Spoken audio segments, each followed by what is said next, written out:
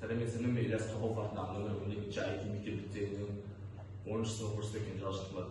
Мен бүгінгі сіздерге айтқан жобаның тақырыбы F-3 ұшағы және гибридті зымыран. Бұл ұшақтар мен зымырандардың мен қалтқы пенопласт және ПВХ қағаз материалдарын тиімді пайдалана отырып осы макеттерді жасап шығардым. Бұл ұшағымыз бен зымыранымыз 2-3 жұмысты атқаратын болады.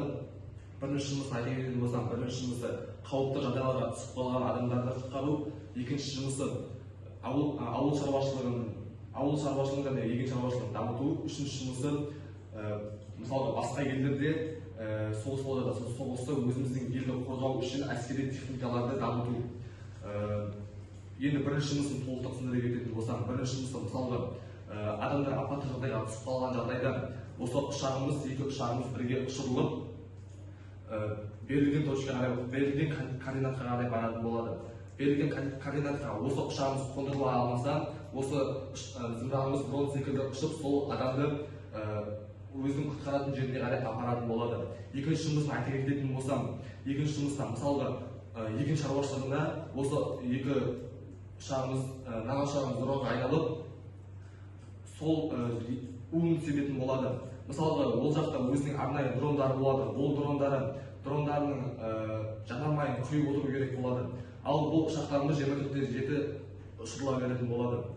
Мысалға бұл ұшағымыздың қуаты біткен жағдайда осы ұшағымыз аспанға қарай барып күндік энергиясын жинап алып, беспараллельный зарядкамен осының қуатын жинайтын болады.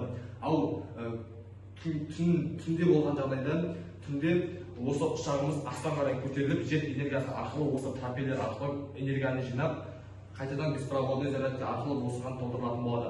Ал бұның уы мен суы біткен жағдайда бұған өзі арнайы мысалға насосы болады, сол насос арқылы осыған багына құйылатын болады. Ал үшінші жұмысын айта кететін болсам, мысалға егерде басқа жерлердің барлығында соғыс болып жатыр. Сол соғыста осы екі ұшағымыз бен зымыранымыз бірге жұмыс атқаратын болады. Мысалға осы ұшағымыз радарға түскен жағдайда осы зымыранымыз астыңғы бөлігінен түсіп, сол елдің адамына түспейтін жағдайын өзі қарастырып алады.